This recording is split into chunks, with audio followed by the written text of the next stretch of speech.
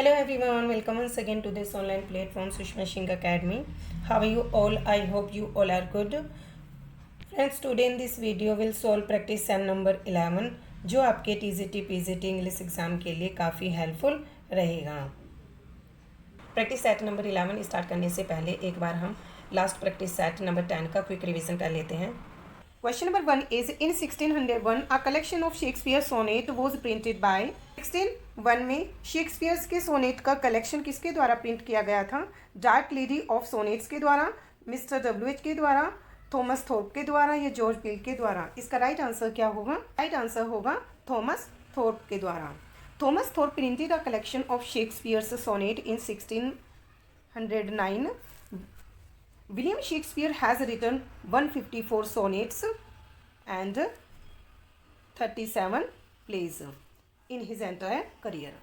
According to Macbeth, the chief nourisher in life feast is rich diet, sleep, love या solace offered by friend.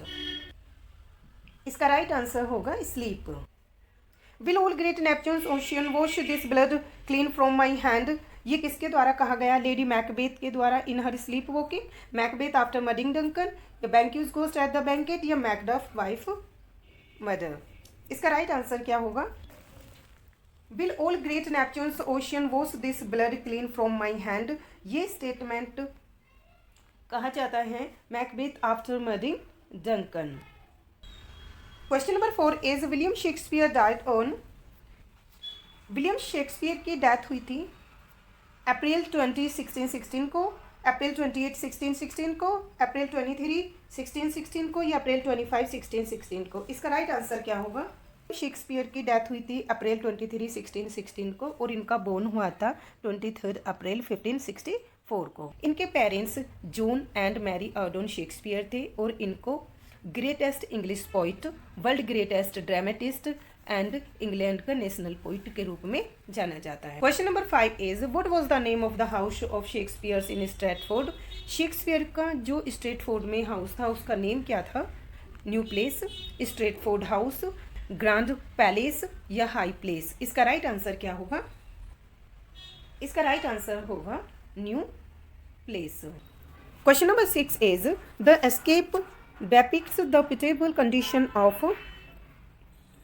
Escape depicts करता है pitiable condition किसकी? The poor labourers who work in the factories, the persons who come out from the jail after completing their term of imprisonment, the miserable life of women in their homes, या the convicts who escape from the gels.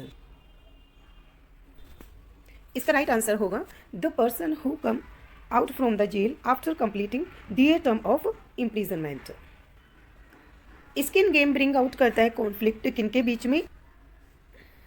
Industrialist of different industries, landed aristocrats and industrialist, the industrialist and the bureaucrats, different political parties. इसका right answer क्या होगा? इसका right answer होगा landed aristocrat. Loyalties exposes class of loyalties towards different social classes, regional affiliations, different benefactors who are opposed to each other, different religious sects। इसका right answer क्या होगा? इसका right answer है different religious sects। Question number 9 is the play justice is a satire on which the following. Play justice किसके ऊपर व्यंग्य करता है? The system of paying wages, the system of legal trial, the system of imprisonment, या the system of social disparity. इसका right answer क्या होगा? इसका राइट आंसर होगा the system of legal trial. Friends, गोल्सवर्दी के द्वारा लिखा गया जोसलिन क्या था? A story, a poem, a play या अ नोवेल। इसका राइट आंसर क्या होगा? गोल्सवर्दी के द्वारा लिखा गया जोसलिन एक नोवेल है। Question number 11 is Galsworthy writes dark flower was a. Galsworthy के द्वारा लिखा गया डार्क फ्लावर एक था a play, a short story, a poem या अ स्टोरी। इसका राइट आंसर क्या होगा? इसका राइट आंसर होगा a story. Galsworthy writes the patrician was a. Galsworthy के द्वारा राइट किया गया पैट्रिशियन आता है किसमें? A character sketch, a novel, a play या अ स्टोरी। इसका राइट आंसर क्या होगा? Right answer is a play. On the models of whose problem plays did John Galsworthy write his plays, किसके प्रॉब्लम प्ले के model पर John Galsworthy ने अपने plays write किए हैं? Henry Gibson, Arthur Pinero, Henry Arthur Jones या none of these. इसका right answer क्या होगा? इसका राइट आंसर है Henrik Ibsen. Galsworthy writes from the four winds was a, Galsworthy के द्वारा राइट किया गया फ्रॉम द फोर विंड्स एक था अ collection of his versus, a collection of character sketches, a collection of his stories या a dramatic. Right answer क्या होगा? Friends, गोल्सवर्दी के द्वारा राइट किया गया फ्रॉम द फोर विंड्स एक कलेक्शन था उनकी स्टोरीज का। So right answer is C. Next question is Galsworthy writes the white monkey was a, Galsworthy के द्वारा राइट किया गया वाइट मंकी क्या था? A short story, a poem, a novel या अ प्ले। इसका राइट आंसर क्या होगा? इसका राइट आंसर है a novel. Who calls Wordsworth a mountain the most massive in that lofty range which is called the romantic revival? Wordsworth को किसके द्वारा कहा गया है एक ऊंची श्रृंखला में सबसे ऊंचा पर्वत जिसे रोमांटिक रिवाइवल कहा जाता है? एमर्सन के द्वारा, आर्नोल्ड के द्वारा, शैले के द्वारा या जेसी स्मिथ के द्वारा। इसका राइट आंसर क्या होगा? इसका राइट आंसर होगा जेसी स्मिथ। फ्रेंड्स, जेसी स्मिथ ने वर्ड्सवर्थ को कहा है एक ऊंची श्रृंखला में सबसे ऊंचा पर्वत जिसे रोमांटिक रिवाइवल कहा जाता है। रोमांटिक रिवाइवल को रोमांटिक रिवोल्ट के नेम से भी जाना जाता है, जिसने एलिजाबेथन युग में काव्यात्मक आदर्शों जैसे लव, ब्यूटी, इमोशंस, इमेजिनेशन और रोमांस को पुनर्जीवित करने का प्रयास किया। इस आंदोलन ने न्यू क्लासिकल और अगस्टन स्कूल के आर्टिफिशियल आइडल्स के विरुद्ध भी विद्रोह करने का प्रयास किया। रोमांटिक रिवाइवल की जो शेप मानी जाती हैं वो 1770 मानी जाती हैं और इसका पब्लिकेशन 1778 माना जाता है लिरिकल बैलेड्स के साथ, जो कि वर्ड्सवर्थ और कोलरिज का एक फेमस वर्क है। It remained active until the death of Byron in 1824, और ये जो क्रियाशील रहा था 1824 तक, बायरन की डेथ तक। एस.टी. कोलरिज ने वर्ड्सवर्थ को एवर एंड्यूरिंग मैन भी कहा है। Poetry should portray the naked and native dignity of man was pronounced by. Poetry में व्यक्ति की मूल और नग्न गरिमा को भी चित्रित करना चाहिए। यह किसके द्वारा कहा गया है? मैथ्यू आर्नोल्ड के द्वारा, पी.बी. शैले के द्वारा, विलियम वर्ड्सवर्थ के द्वारा या कोलरिज के द्वारा। इसका करेक्ट आंसर क्या होगा? राइट आंसर होगा William Wordsworth. William Wordsworth, an English romantic poet, said in the revised preface to lyrical ballad that poetry should pay homage to the native and naked dignity of a man. He believed that poetry should provide pleasure through a rhythmic and beautiful expression of feeling, and that all human sympathy is based on a subtle pleasure principle that is the naked and native dignity of a man. Question number 3 is who calls the immortality ode the high water mark of poetry? किसने immortality odd को the high water mark of poetry कहा है? Shelley ने, Elliott ने, Coleridge ने या Emerson ने? इसका राइट आंसर क्या होगा? राइट आंसर है Emerson. Emerson calls the immortality ode the high water mark of poetry. Ralph Waldo Emerson called William Wordsworth poem Ode Intimation of Immortality from Recollection of Early Childhood the high watermark of poetry in the 19th century, and इस poem को odd, immortality odd या great odd के name से भी जाना जाता है। ये पोएम इनकी राइट की गई थी 1804 में और पब्लिश हुई थी 1807 में। And this poem is about the immortality of the soul, which a person is aware of in childhood but forgets as they grow up. Question number 4 is the line to be or not to be is from which Shakespearean play? Line to be or not to be ये Shakespeare के किस play से ली गई हैं? Macbeth से, Romeo and Juliet से, Othello से या हेमलेट से? इसका राइट आंसर क्या होगा? इसका राइट आंसर होगा Hamlet. Friends, to be or not to be is a famous soliloquy from Shakespearean plays Hamlet. Hamlet Shakespeare का लॉन्गेस्ट प्ले माना जाता है जिसमें अराउंड 4042 लाइन्स हैं, और ये एक रिवेंज ट्रेजेडी है जिसकी सेटिंग डेनमार्क में हुई है, और इसमें स्टोरी है प्रिंस हेमलेट की, जिसमें वो अपने फादर के मर्डर का अपने अंकल क्लोडियस से बदला लेता है। हेमलेट वो की गई थी 1662 के बीच और इसका पब्लिकेशन हुआ था 1603 में। हैमलेट के अर्ली 3 वर्जन माने जाते हैं। फर्स्ट वर्जन 1603 का, सेकंड इज 1604 का एंड थर्ड माना जाता है 1623 में। Question number 5 is which literary device is used in the phrase the world is my oyster. इस फ्रेज में कौन सी लिटरेरी डिवाइस यूज हुई है कि संसार मेरा सीप है?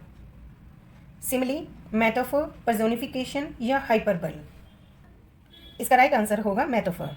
मेटाफर वो फिगर ऑफ स्पीच है जिसमें 2 डिफरेंट ऑब्जेक्ट्स को एक जैसा मान लिया जाता है। यहाँ पे वर्ल्ड को ऑयस्टर माना गया है जो कि अपॉर्चुनिटीज से फुल है। Identify the correct sentence. इसमें से करेक्ट सेंटेंस कौन सा होगा?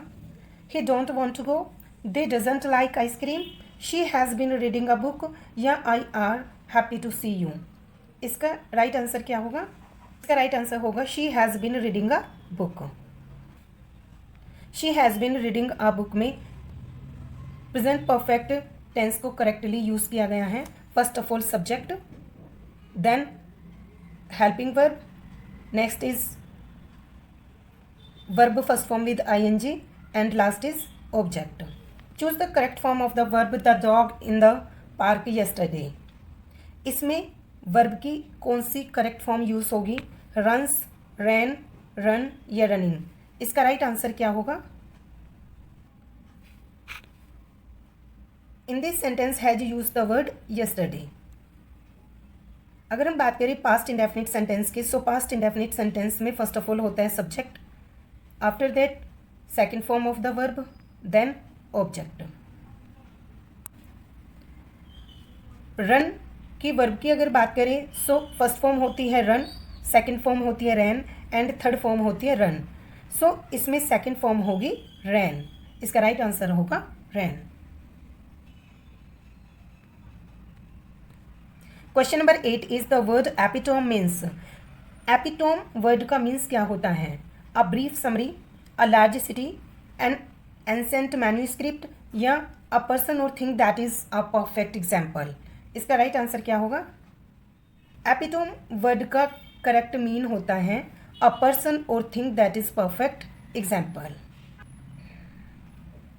एपिटोम रेफर्स करता है रिप्रेजेंटेटिव को या ideals example of something. Question number 9 is which of the following is a compound sentence. इसमें कौन सा कंपाउंड सेंटेंस का बेस्ट एग्जाम्पल है? The cat meowed loudly, the rain fell and the wind howled, she baked the cake या they went for a walk in the park. इसका right answer क्या होगा? इसका राइट आंसर होगा the rain fell and the wind howled, because here is use and. अगर हम बात करें कंपाउंड सेंटेंस की, कंपाउंड सेंटेंस कंसिस्ट करता है 2 और मोर देन 2 इंडिपेंडेंट क्लोज को जो कि ज्वाइन होते हैं किसी कोऑर्डिनेटिंग कंजक्शन से, जैसे एंड। और इस सेंटेंस में यूज हुआ है एंड का, इसलिए ये करेक्ट एग्जाम्पल है कंपाउंड सेंटेंस का। What is the correct punctuation for the following sentence. इनमें से करेक्ट पंचुएशन कौन सी होगी इस सेंटेंस की? माई favourite colour is blue, my favourite colour is blue, my favourite colour is blue and my favourite colour is blue. इसका right answer क्या होगा? अगर हम इस सेंटेंस में सेंटेंस के टाइप की बात करें सो इसमें सेंटेंस का टाइप यूज हुआ है स्टेटमेंट सेंटेंस, और स्टेटमेंट सेंटेंस में सेंटेंस का एंड होता है फुल स्टॉप से। So my favourite colour is blue, इसका राइट आंसर होगा option number A. Who wrote the novel Pride and prejudice.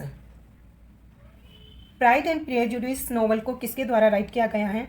Emily Bronte, Jane Austen, Virginia Woolf या George Orwell. इसका correct answer क्या होगा? इसका राइट आंसर होगा Jane Austen. Pride and prejudice is written by Jane Austen. Identify the figure of speech in this sentence. Metaphor, simile, personification या hyperbole. इसका right answer क्या होगा? इसका राइट आंसर होगा पर्सोनिफिकेशन।